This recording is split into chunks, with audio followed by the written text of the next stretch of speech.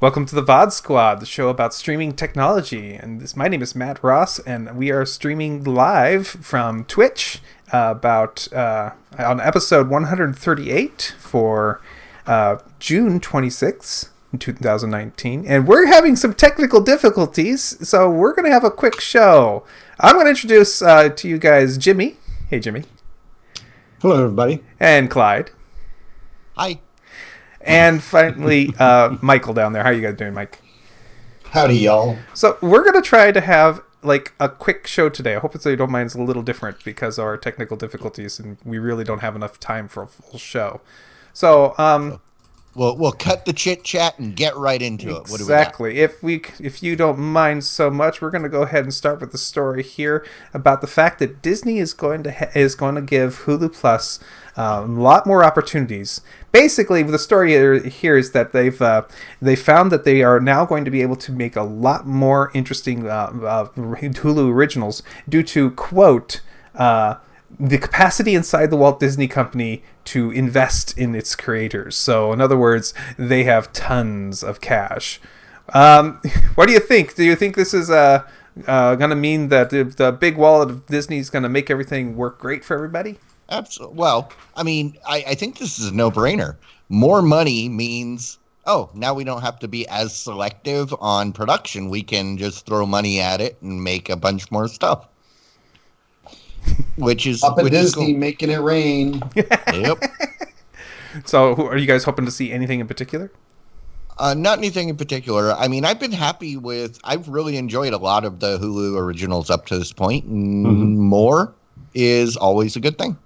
All right. Yeah.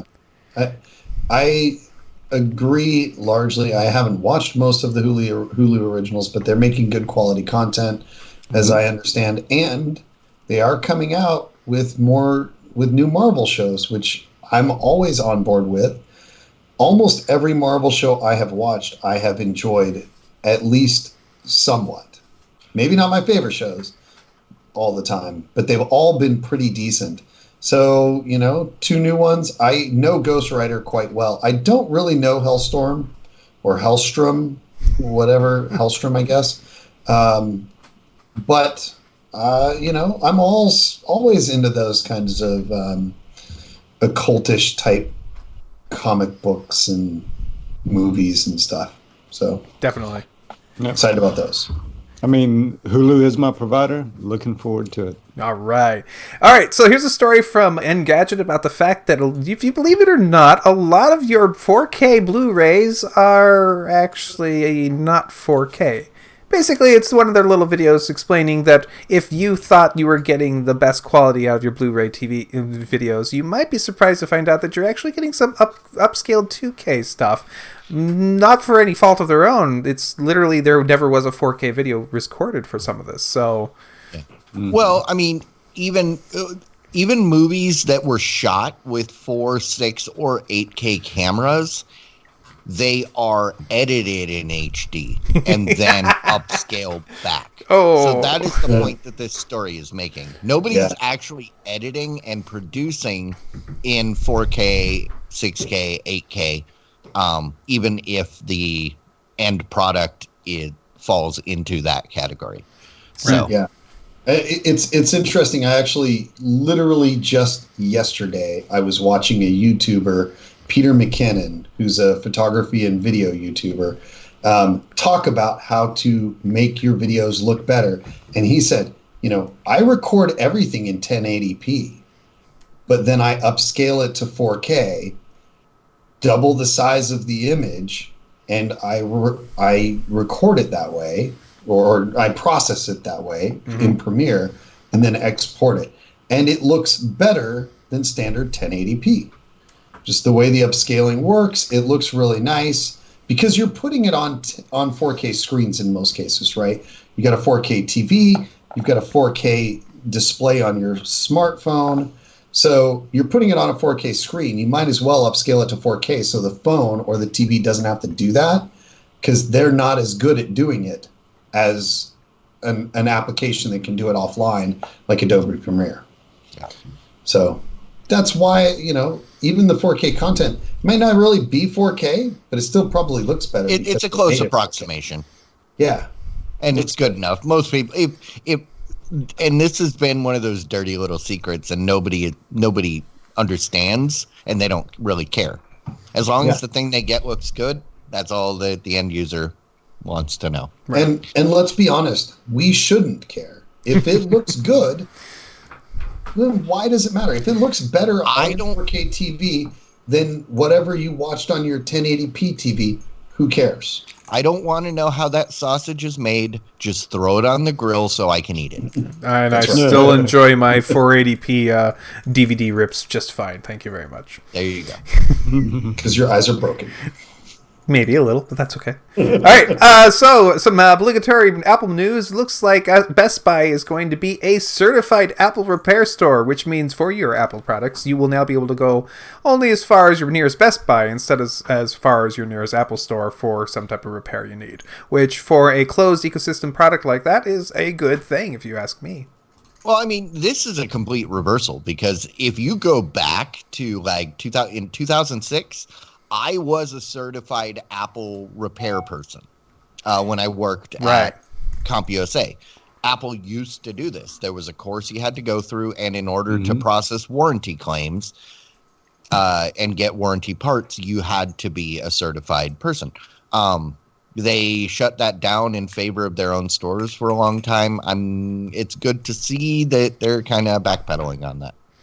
I could have swore that Best Buy did have Apple certified people in them already, but maybe it was only select stores? Like I said, they used to back in like 06. Okay. There was, but I think Apple shut that down for a long time, and they wouldn't send warranty parts to the stores. Back when Apple first got the Apple Store experience in the Best Buys, they did that as part of that program.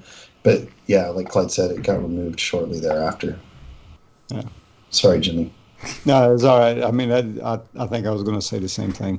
And yeah, Apple's been doing more business with them. The more Apple in store experience, like what Mike is talking about. I have a couple of those nearby where I live, and when you go in there, you'll have an actual Apple employee that is stationed there at the Best Buy, right? So they've been getting more friendly, I guess, or more business. Yes, but this is different than that. This is allowing Geek Squad personnel to become certified, just like I was previously. So that makes more sense. So now, I mean, if it's not convenient to visit the Genius, you can just go see the Geek. Yep. Exactly. More outlets. Exactly. All right. Netflix has decided to tell the world exactly which TVs they think are the best to watch their shows on. For 2019. For 2019, that's correct. Apparently, they've done this for several years. I don't know why this one has gotten extra nose this year. Most of these TVs have remotes with the Netflix button. They launch it very quickly to the Netflix app and are using the most recent version of the app. And looks like this year's winners is a bunch of Samsung movies, a bunch of Sony, a couple Sony Bravias, and a couple of various Panasonic shows, and a couple other ones that I don't know what the Seraph is.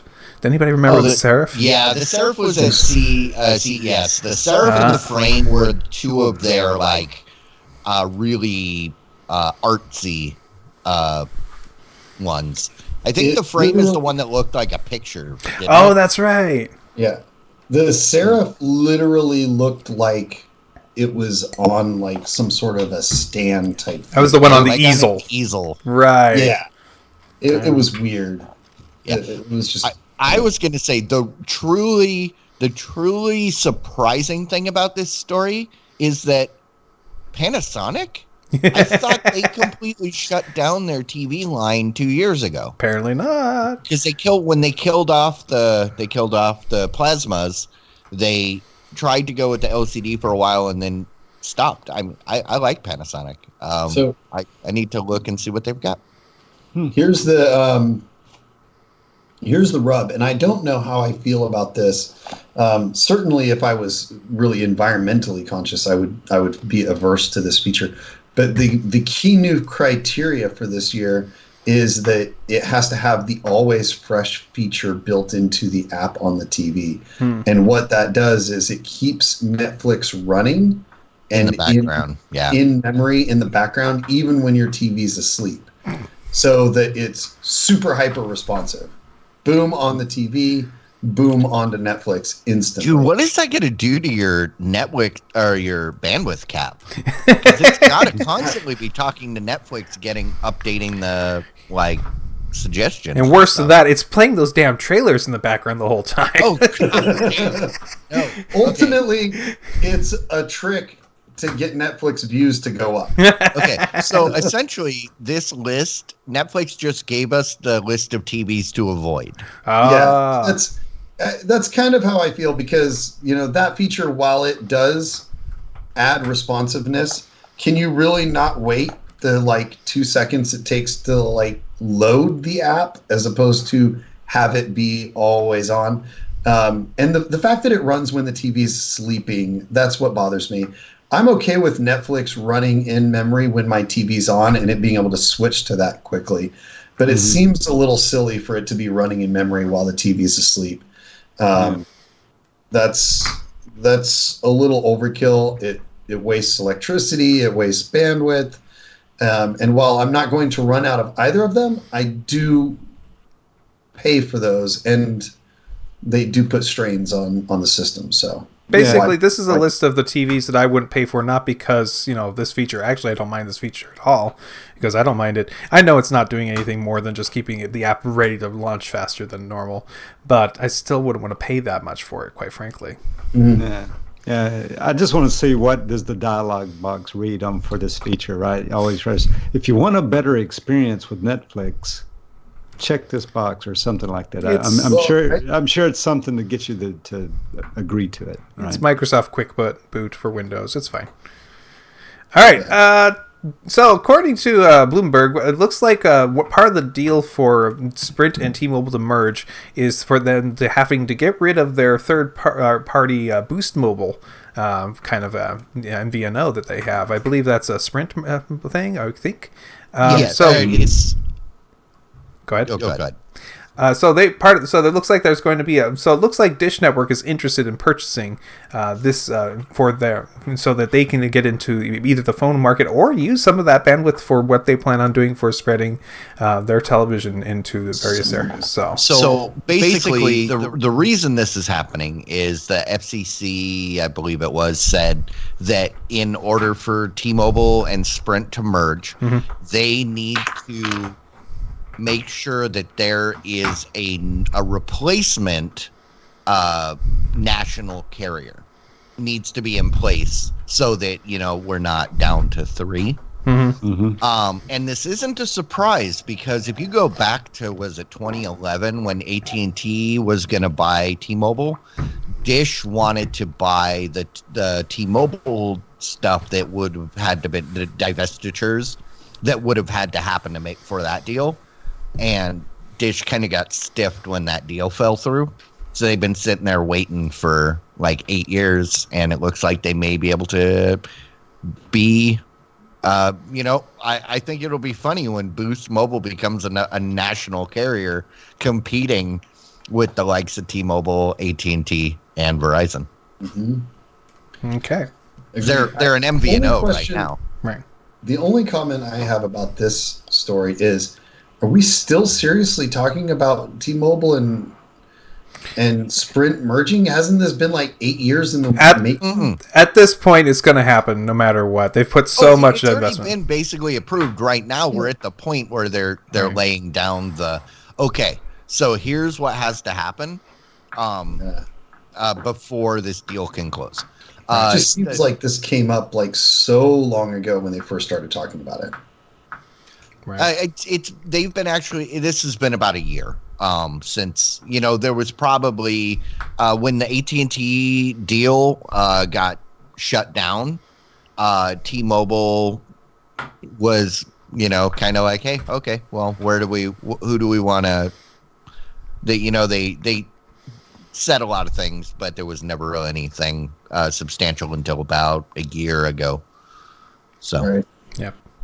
All right, so YouTube TV's, not YouTube TV, YouTube has had this issue where they've been having a lot of their kids' videos eventually ending up going to not kid-friendly stuff.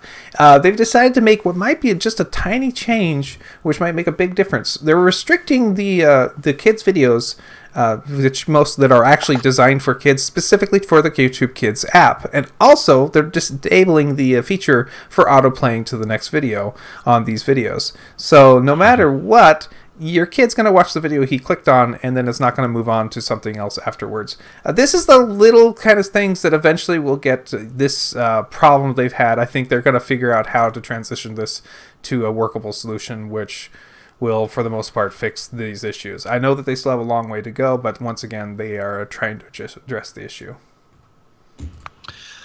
Honestly, I don't really think this is a YouTube problem. This is a, are you paying attention to what your kids are watching? Good point, sir. But that is still easier to blame the big corporation. No, exactly. Well, and, while, yes, I will give them credit for trying to fix the algorithm is kind of messed up. It's messed up. There are people that were gaming that and and targeting, and that is wrong. But ultimately, it comes down to, you are the parent. You should know what your kids are watching. And I accept and agree with that statement. If your child is watching something, even if they're sitting next to you and you're paying attention to what they're watching, if it rolls into a new video, there is an amount of time that will inherently be there between the time that video starts and when you realize that it is appropriate. So it definitely needs to be handled better on YouTube's part. But yes, you should also be paying attention to what your kids are watching. Right. But yeah, it's not fair to absolve them and say that it's the parents' responsibility either. Yes, it's their responsibility. There is still reason that YouTube needs to step on it because that potential downtime. And whether you let your kids watch something while you're in the other room or whatever, and you're still listening or paying some attention, there's a fair amount of time between the time a video starts and the time you realize that it's a problem and you need to go intervene. Yeah, and two, speaking from my own experience, with my daughter when she was of the age, and nieces and nephews who are of a young age, those young kids, they don't want to watch a series of videos. They want to watch the same one over and over again, right? That's the way they do it, right? They'll sit there and watch the same movie or video like how many times in a row, my daughter used to do that when she was that age, right? Play it again, right? And it would be the same one. They'd want to watch it over and over. So maybe they have that in mind as well. That's possible. I do have to say that while the algorithm may not be perfect, it does work very well for my daughter, who has her own profile on YouTube. She doesn't use YouTube Kids. She just has her own profile, and I have not caught it playing anything outright inappropriate. And it is almost like pretty much all she watches is Pokemon content. So it pretty much just always rolls into the next Pokemon related show. Eventually, that will eventually lead into cockfighting, just so you know. Just eventually. That's where we'll go. All right, Google has made an announcement which partially makes me sad, yet at the same time totally understand. They have announced that they will no longer be making any more tablet PCs.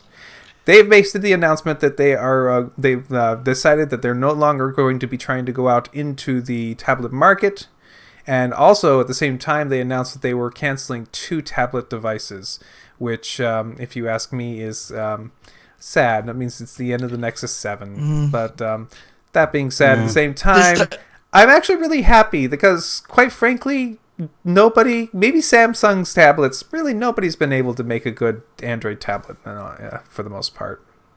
Well, Now, this doesn't mean that Android tablets are done. That's true. This is just that Google isn't making them themselves anymore. And they haven't for a while. But also got to remember that Google products are never really meant to be like mass marketed products. They're meant to be used as a template for what their partners should be doing. So, yeah, I haven't been interested in a Google branded tablet forever, so I'm not surprised. Also, go ahead. I was just going to say that I think that the Samsung has made some really great Android tablets. The Galaxy tabs are okay, but the Galaxy Note tablet, I had one of those and it was amazing. I absolutely loved that tablet. So there's plenty of good Android tablets out there, I think. Yeah. Yeah. Plus, too, I mean, you know, I would say Google probably sells a ton of the Chromebooks, right? So I think the Chromebooks is what's getting sold, right? Yeah, so I think that's probably and that's essentially what the Pixel Slate was. Right. The Pixel Slate was a Chromebook tablet to compete with the Windows Pro tablets and the iPad Pro tablet. And but the thing is, Chrome OS doesn't really look great on a tablet. Not yet. We're working on it, but it's not there. Yeah, I mean, that's really what this article is about. Right. You know, because Android phone on a tablet, it's kind of like not really much you can do. It's just bigger than a phone with no phone. So. Aww. Okay. Transitioning to another Android thing, but I think it's mostly Android. Netflix has this cool thing where they have these hack days where they can let people experiment with ways of making their content, how they view their content. And one example here is that they have one that basically uses the haptic engine inside your phone in order to make your show rumble at appropriate points. You know, when the big explosion happens, you can actually feel it in your hand. Or if you leave it on your table, you can actually hear it. So this is the kind of cool little thing. This I wonder what other kind of things were happening at this little hacking show that they invited. The other one that they mentioned in this article was the one that really has me interested. It was called The Voice of Netflix. So they basically built a neural network to grab dialogue from the different shows. So you can say, you can turn it on and have it read you a sentence in the voice of a specific character. So you could have like, Bill Nye say, climate change isn't real. What? I don't believe you. He would never say that. Well, you just said it. That would be freaking hilarious. He's been lying to you this whole time. Oh, okay. It looks fun. Very cool. And very dangerous. This is the beginning of the end for us. More interesting, betas that are coming out there is Netflix's own little pop-out player.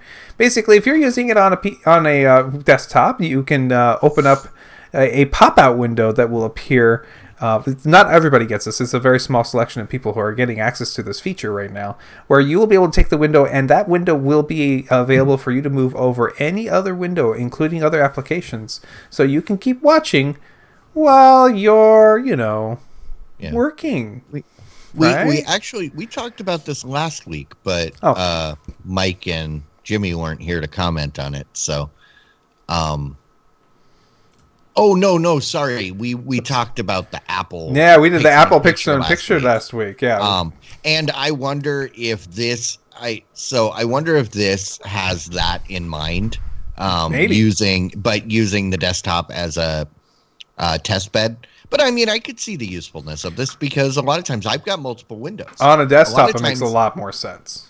A lot of times, if I'm working on something and I've got, let's say, Hulu playing in my other video or my other screen, I have to resize the window and make it fit to exactly where I want it. And I'm not looking at it the whole time. So this floating window Actually makes a lot more sense than the iPad picture-in-picture that we talked about last week. Right. Any thoughts? No? Good? We're all good? All right. Moving on.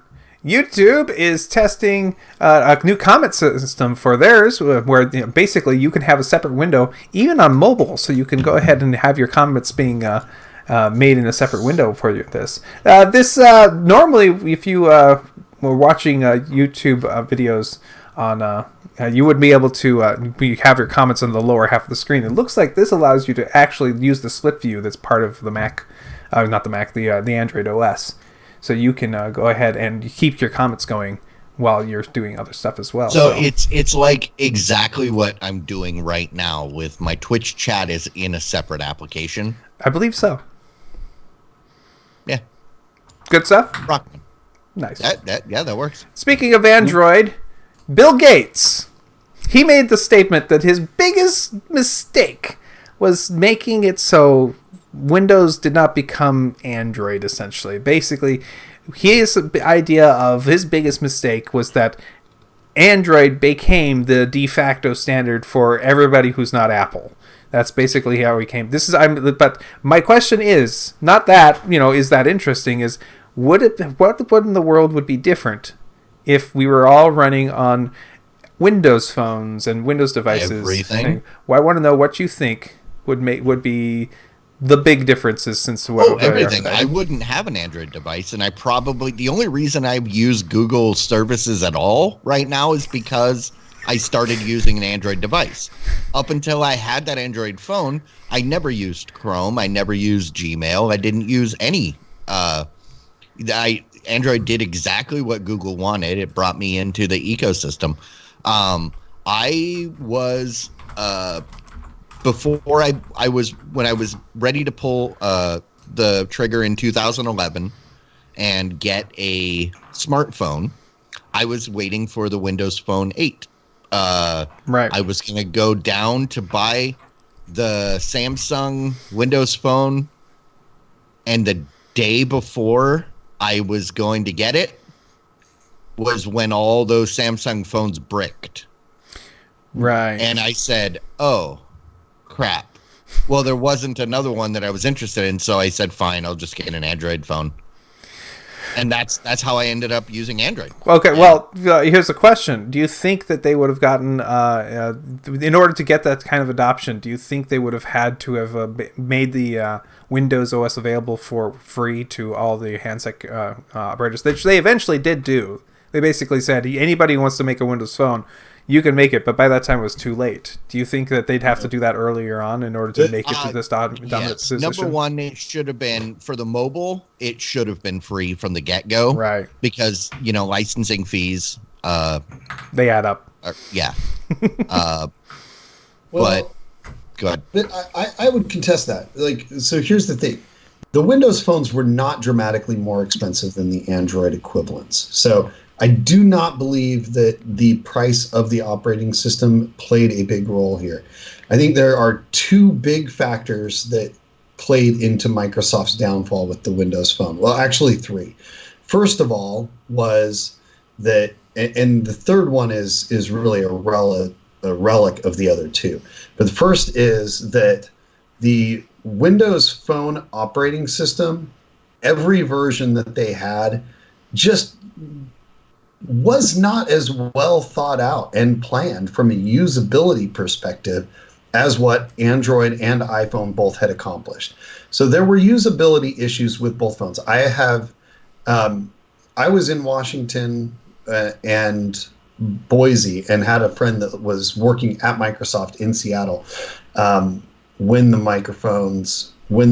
Windows phones were going through their initial phases. And even people that I knew that had those phones the entire time, they had complaints. There were always problems with the functioning and usability of the phones. And in fact, my friend who worked on the Microsoft campus, he would watch people leave campus, put their Windows phones in their pocket, and pull out an iPhone to use once they left campus. So in their daily lives, these people were Microsoft employees that used Windows phones while on campus because that was the expectation, used Apple phones off campus because they didn't like the use of the phone. So usability was a big issue. And that went to hardware shape and feel of the phones themselves. The second thing is the App Store, right? Like Apple that's what made Apple successful, was dominance in the App Store. Google managed to get there fairly quickly.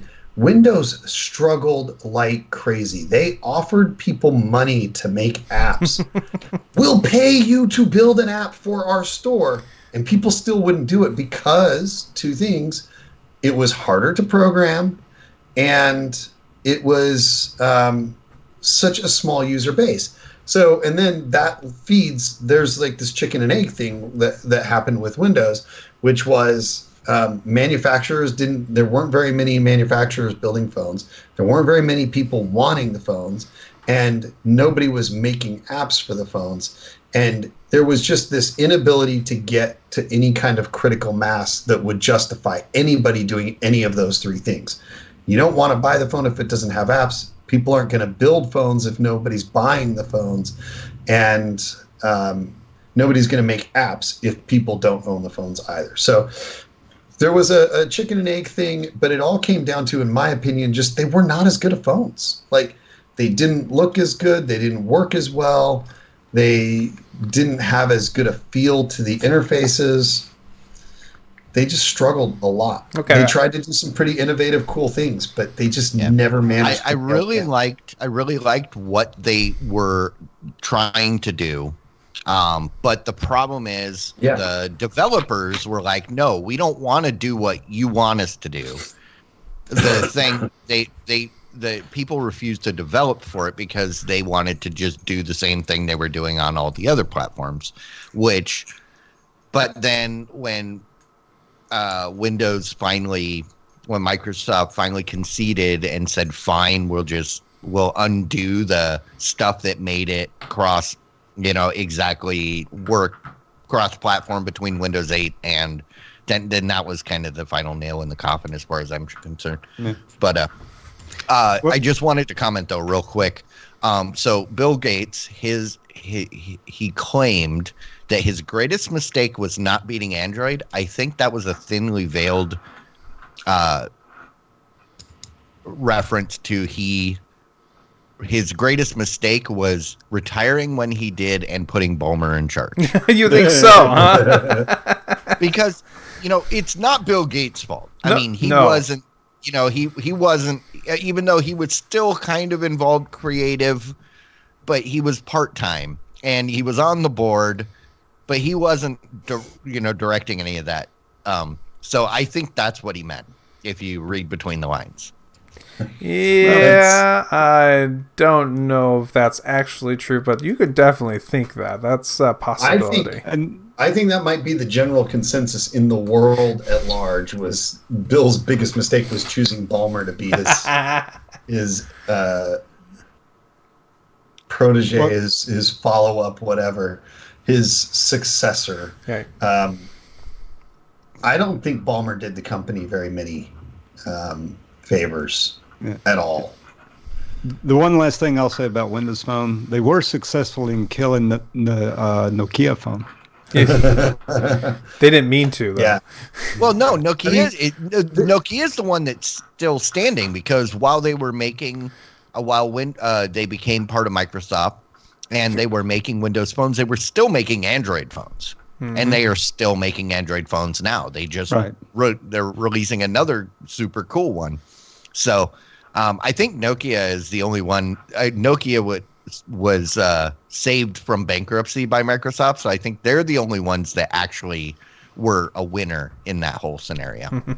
I do strongly agree with you, Clyde, though. The Windows phones had some really great features, and they were moving in the right direction. Mm-hmm. They just never quite got the polish that it needed for users to be happy with the experience they were getting. There was always something wrong with everything about them. Like there was always some little thing wrong. Like my friend, the face detection on it didn't work right.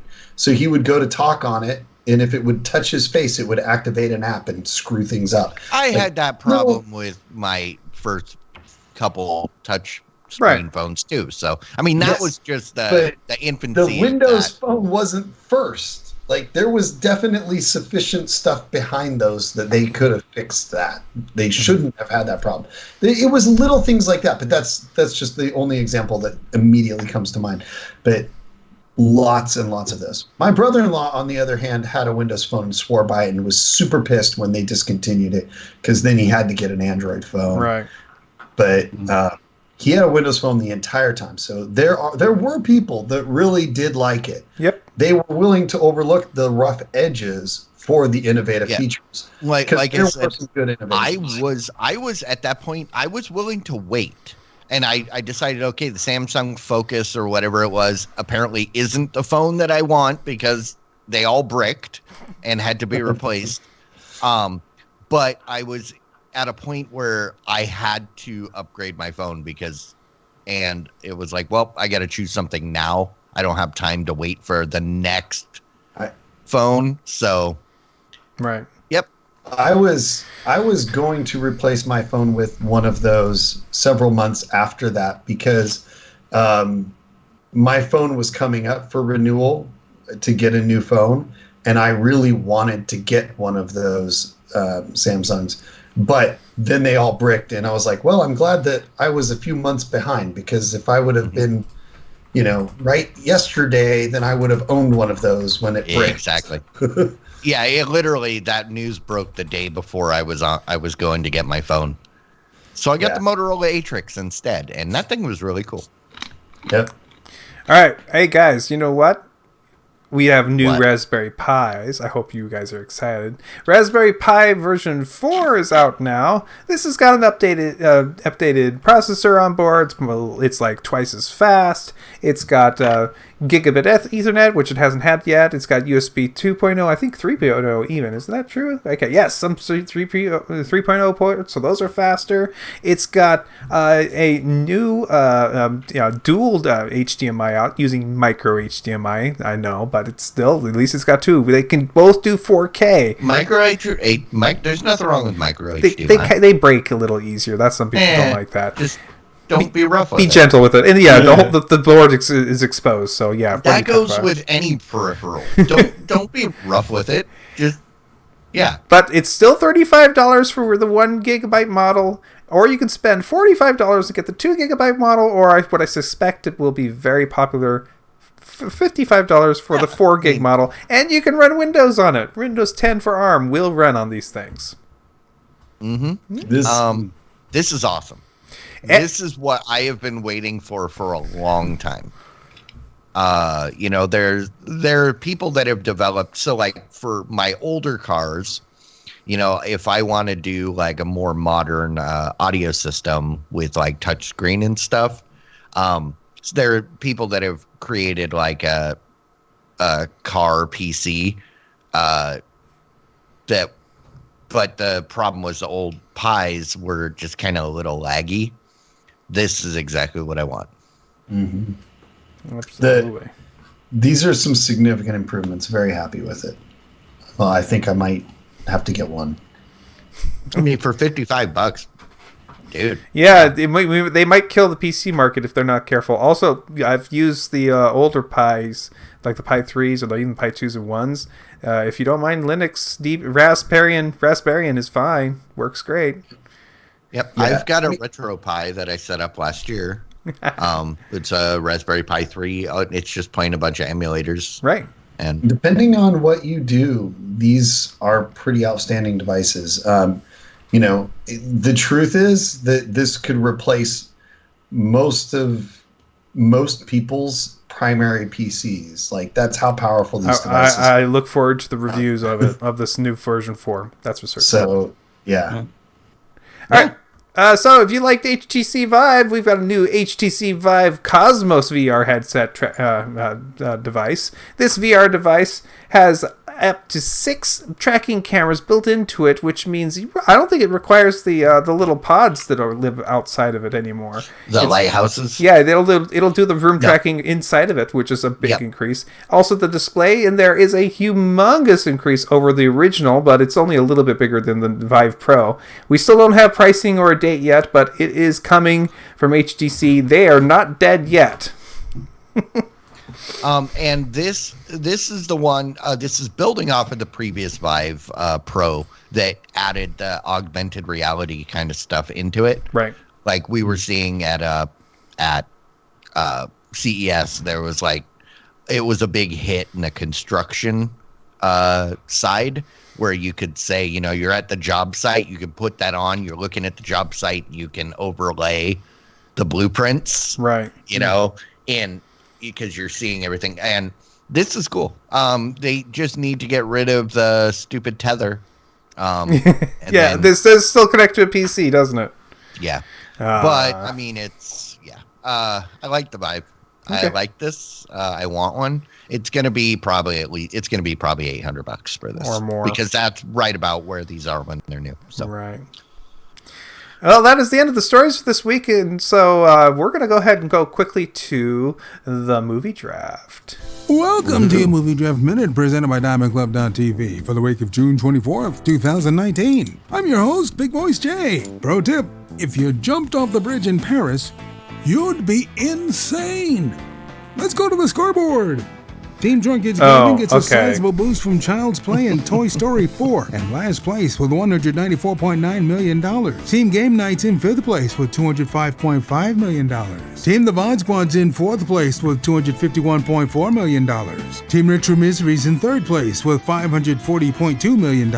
Team Have a Drink is in 2nd place with $773.3 million. And in 1st place with $1,222 million, it's Team Movie Party. That's your Stream Team Movie Draft Minute. All totals are accurate as of June 26, 2019. So, you're gonna win. As we talked about last week. Sorry. I still want to know, does this mean you're going to be getting more money in your pot because they're re-releasing Endgame this week? Yeah. I've still got it coming up, so plus yeah. But see, the real question is, are we gonna be able to get third? We might. We still actually have a decent chance of it, but we have to have a really big hit out of Hobbs and Shaw and Yesterday. Yeah. Yesterday opens this weekend. Yeah, next in Endgame, I somehow think the numbers might be diminished. I don't think it's gonna be that bad. The challenge is that, are we going to beat Have a Drink? Because the reality is we're not going to beat Ritual Misery. At this point, the odds of us getting, 300 million to tie them, and on top of that, beating whatever Spider-Man Far From Home makes, it's not going to happen. Right. So we have to get 773 million because Ritual Misery is going to beat out Have a Drink. I can almost guarantee that with Spider-Man Far From Home. So, we're really hoping to hit another 500 million. Now, we do have two big movies. Really good movies. Yesterday, which I think will do okay, especially if it wasn't up next to Endgame, but whatever. Yeah. But at least now, before you didn't have an excuse. If you had no excuse. But now, you can blame it on Endgame. You have a scapegoat. Okay. Yep. I think I was definitely disappointed in the results of, I haven't been here for a couple of weeks, so I was definitely really disappointed in the results of Men in Black. And Dark Phoenix also, I feel like, underperformed. The thing is, Dark Phoenix, from everything I hear, was actually a really good movie.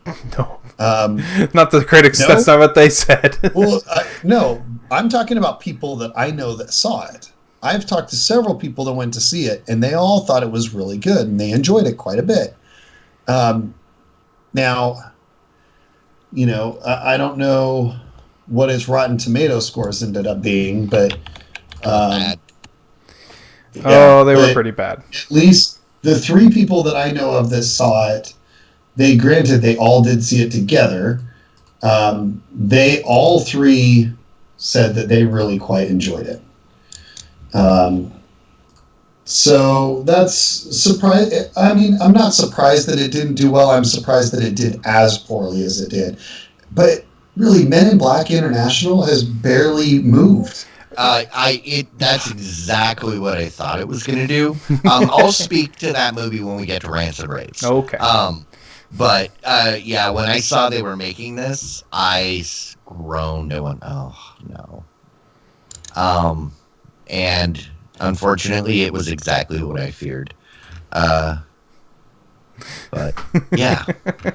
See, okay, yeah, Dark Phoenix got 23 on the tomato meter, but it got 64 on audience, so 2 out of 3 people liked it. Okay. No, we'll call it that. That's not really what it means. It means people on average gave it a decent rating. Right. Everybody went, eh. It was okay. Yeah. Most people that I talked to, I think, probably would have given it a 4-star. Nobody said it was an amazing movie, but they all said it was good and they liked it. So I'd call that a 4-star, not a 3. So I take that for what it is. Yeah, I'm surprised it didn't do as well too. I thought that one would perform better, and it didn't. We managed to get Men in Black, which did almost identical, a 22 on the tomato meter and 65 in the audience score.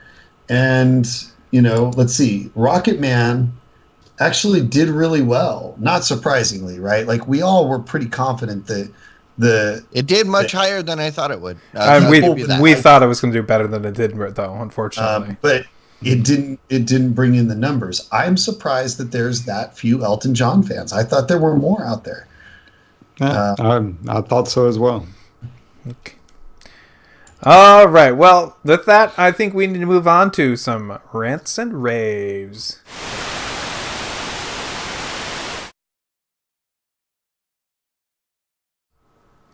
All right, guys, who wants to start this week's rants and raves? I will start off since we were just on that topic. Monday, I went and saw Men in Black. Mm-hmm.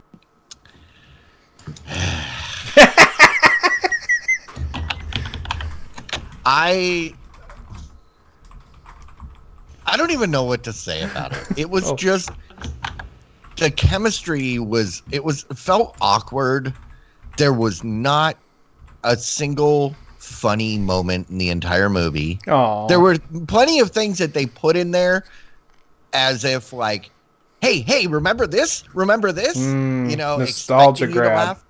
My friend and I, we walked out of the theater and I said, well, that was terrible. She goes, oh, I rather liked it. I said, did you hear anybody in the theater laugh once? And she thought about it and she says, I heard you laugh once. I said, yeah, but they didn't intend for me to laugh at that. And then today, I got a text from her going, yeah, that movie really wasn't funny, was it? Because she spent like 2 days thinking about it and realized it was just, I don't know. The funny thing, though, the thing that I laughed about was the fact that the trailer leading directly into the movie was Far From Home. Okay, Spider-Man. And Tom Holland says, well, can't you get Thor? And, Nick Fury says, he's off-world. And then Men in Black starts up, and in the first second, you go, it's Thor. No, he's in France. Why can't he help? Aw. They did try to make a Thor reference joke in there, and it did not land. Okay. When he picks up this little hammer and says, "Now the tables have turned." Yeah. He just went, I mean, I saw those in the trailers and I thought they were funny. However, I gotta say, like, you're building a movie on puns about other movies that the actor has been in. That's not how you build a movie, right? No. Like, that totally takes you out of any kind of like connection to the storyline and to the characters and stuff. It's a horrible idea. I'm absolutely astounded that they would do that in the movie itself. You know, maybe it's funny for a trailer, but they shouldn't actually put that in the movie because it does. Like, when you're watching a movie, the goal is to make you forget that these are characters played by actors. It's to immerse you and pull you into the world and the experiences. And when you make puns and jokes about other roles that the actors have played, you're killing that suspension of sometimes if it's well executed, that is funny. Deadpool manages sometimes to do it, but not really. But, usually it's funny only because of the way that like it's Deadpool funny did that when a you lot. make it, but when you go, get it? Because he's this other thing? Right. That's when it's not funny. When it's subtle and you pick it up because they don't just like broadcast it. Right. All I'll say is in the first couple minutes of the movie, I made 2 predictions, and they both ended up being the 2 major twists. No. And it was predictable movies are the worst. I agree. It was not great. Well, maybe not the worst. Had so much potential. Let me take that back. They're not the worst, but they're not good. So this movie ended up being exactly what I was afraid it was going to be. It's a Movie Pass movie. Go see it for free, and don't expect too much. All right. I don't even think it's good enough for Movie Party. Ooh. That's saying a lot. We watched some terrible stuff. All right. Who wants to go next? Nobody. Okay, that's the show. I have 2 episodes left of Lethal Weapon. Oh. And the TV show. Right. And I have really I finished season 2 and I was like, really, they're going to change actors? I know this. I've seen it since the day I started watching this on Hulu. I don't really want to do this. Right. I'm probably not going to keep watching. Watched the first episode and I was like, that was okay. I'll give it another one. I really like the new guy. You guys all told me that, or at least Clyde said that he liked the new guy. And I did. The new season has been good. I've enjoyed it. I'm sad that it's only 15 episodes and then it's done for good, but it has been enjoyable.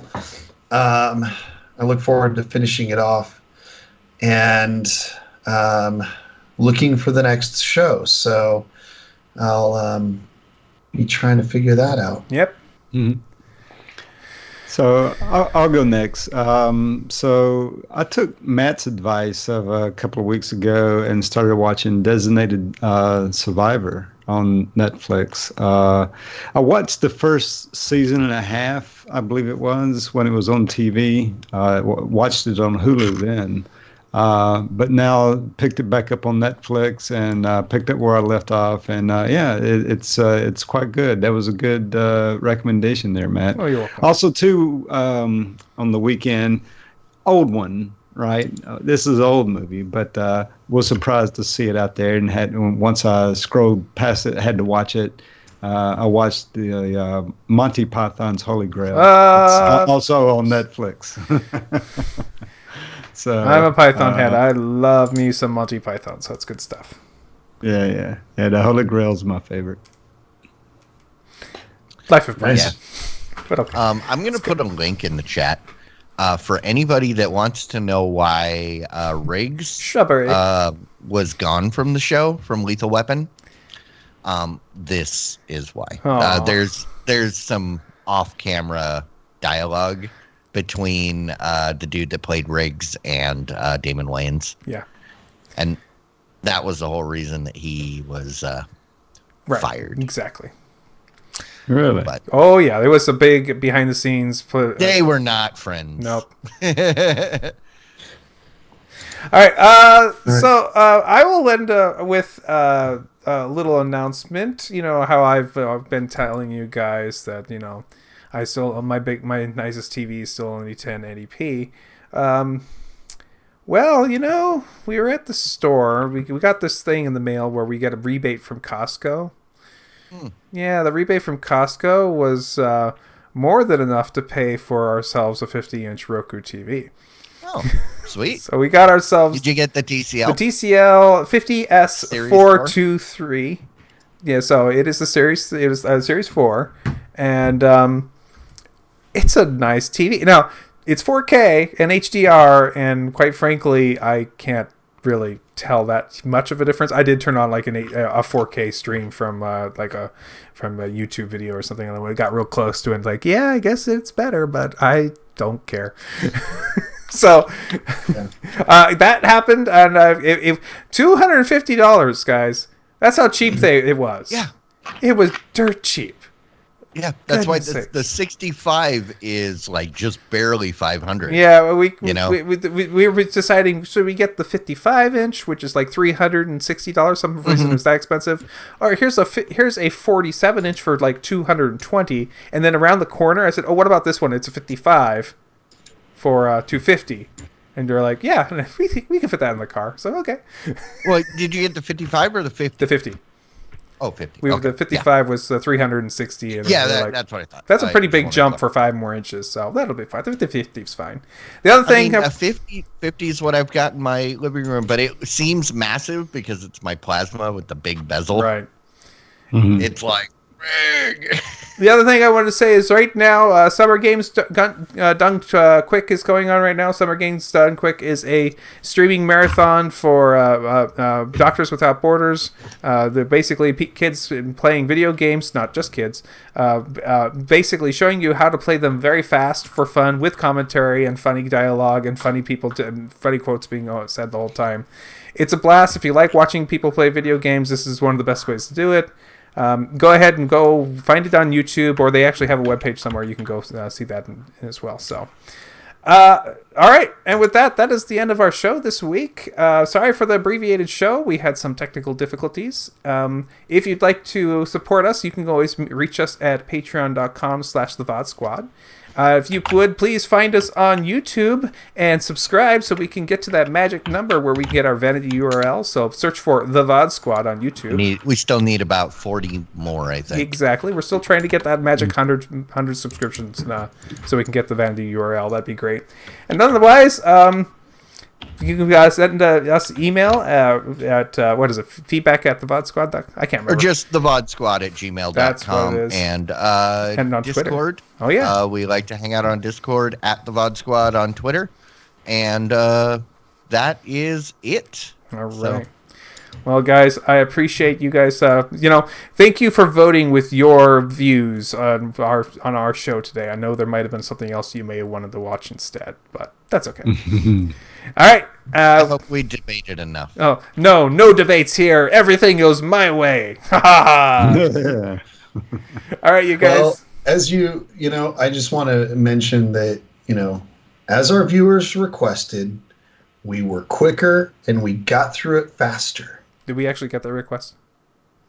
No. Okay. And we didn't do it either, so. Well, we're ending right about the same time we normally end. All right. With that, I'm going to go ahead and call it. Thank you very much, everybody. Everybody have a good night. Later. Bye. Diamond Club hopes you have enjoyed this program.